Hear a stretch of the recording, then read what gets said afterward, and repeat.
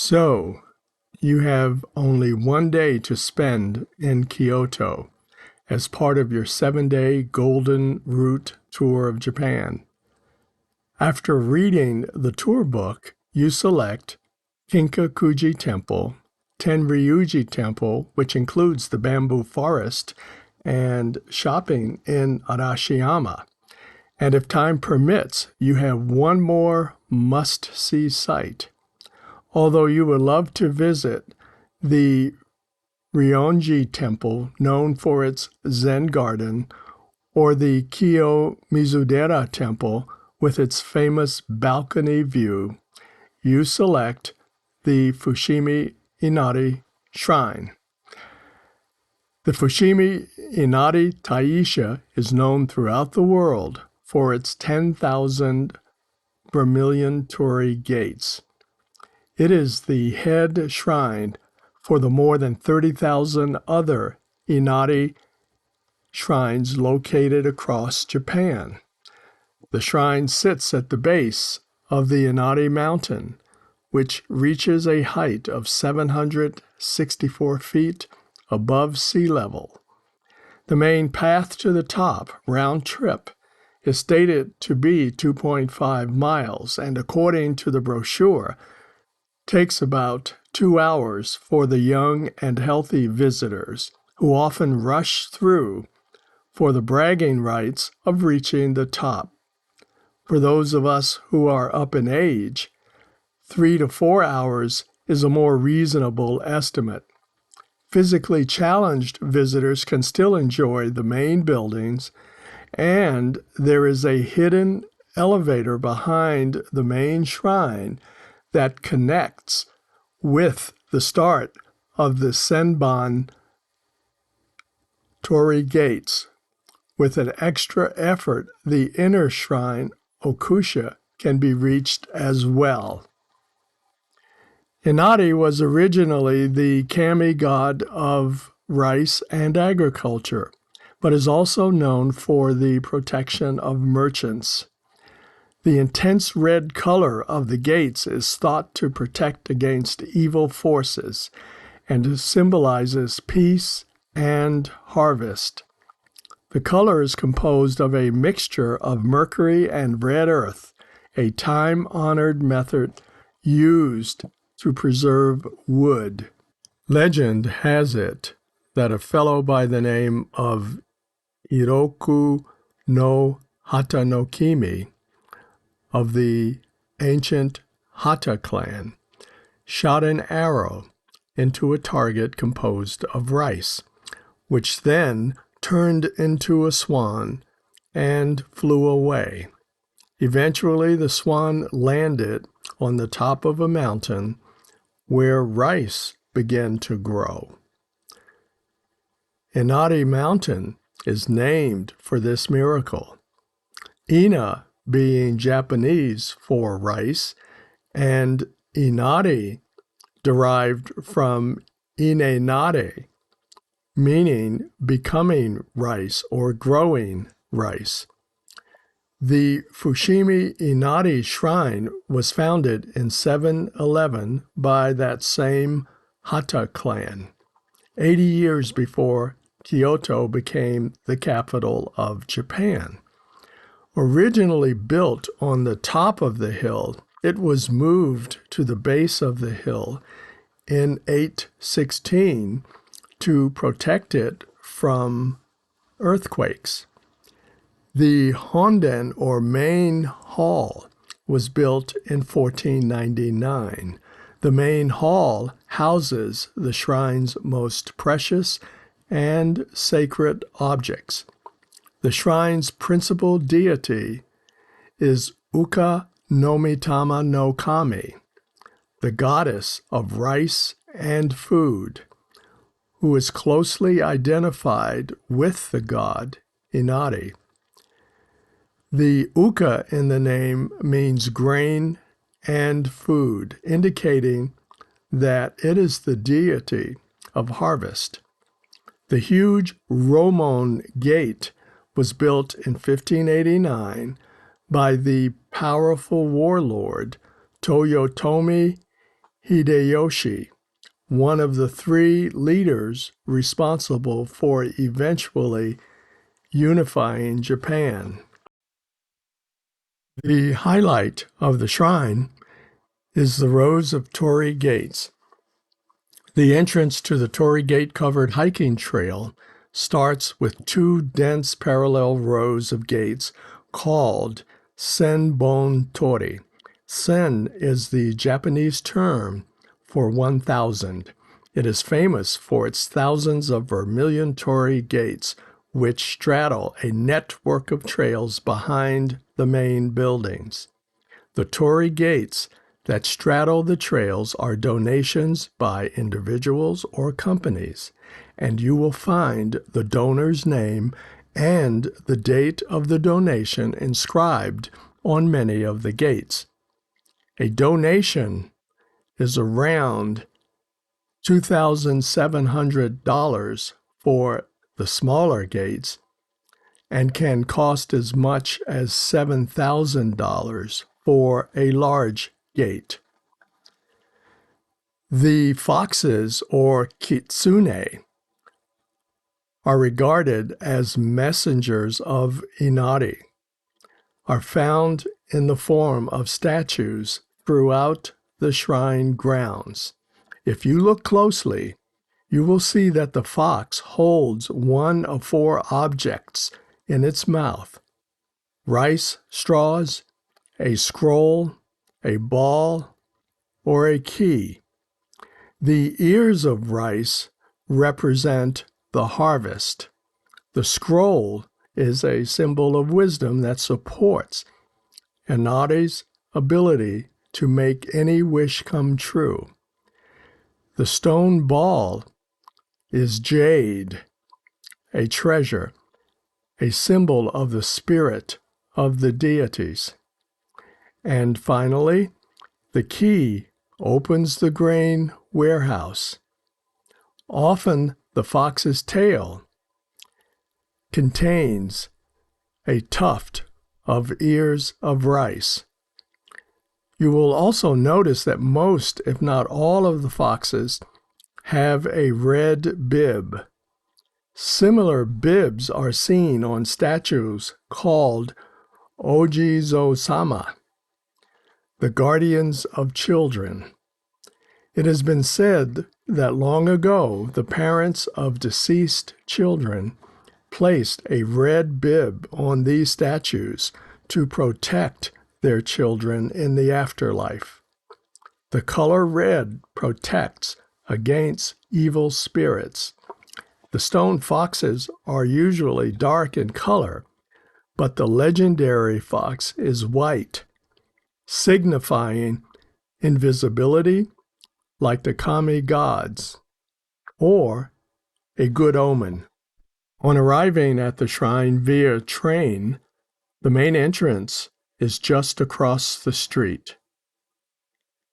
Just before entering the first gate, there is a unique display.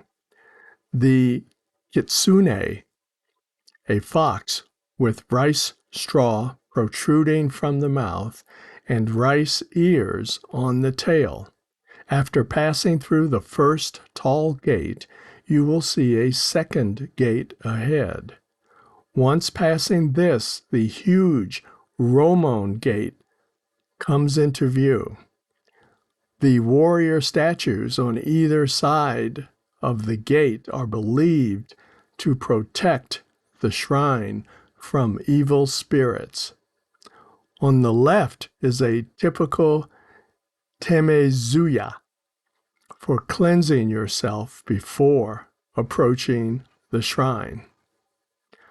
Once through the Romon gate, the Geheiden, or outer worship hall, is reached. It has a stage for worshiping the Buto and Kagura gods. Prayers can also be said here. Notice that there are 12 iron lanterns hanging from the eaves that represent the 12 signs of the zodiac. You will also notice rice straws, white zigzag papers or shide, and rice strands decorating the building. Rice straws represent the clouds. The white zigzag papers are the flashes of lightning, and the strands of rice symbolize rain. All of these are needed to guarantee a good harvest. Directly behind this is the ornate inner worship hall, or Naihaiden, and to the rear of this, the main shrine, or Honden. After passing through the Romon gate, to the right, you will find the Azumamato Shrine. Kada no Azumamato, one of the many scholars of ancient Japanese literature and culture, lived here. His residence has been preserved and is adjacent to the shrine.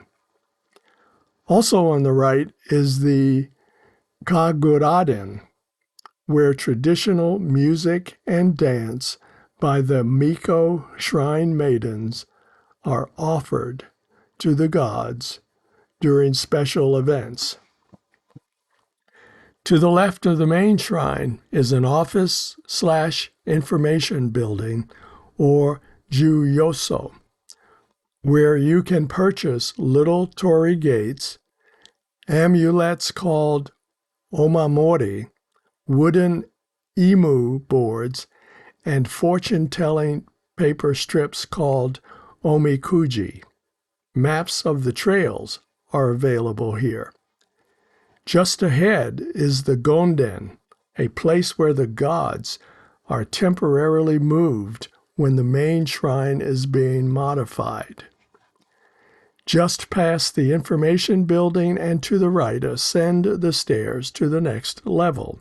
Directly in front of you will be the Tamayama Shrine, where Tamayama Inari is enshrined.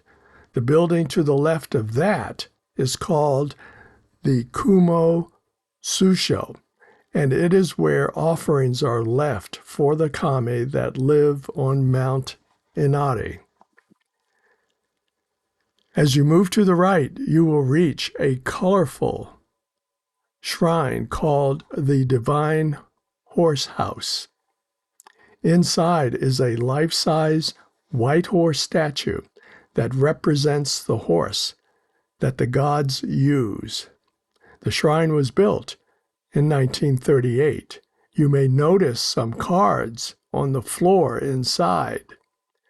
The locals believe leaving a business card inside the shrine will bring good fortune to their business. The horse is also significant in that the god Inari descended to the top of the mountain on the first horse day in February in the year 711.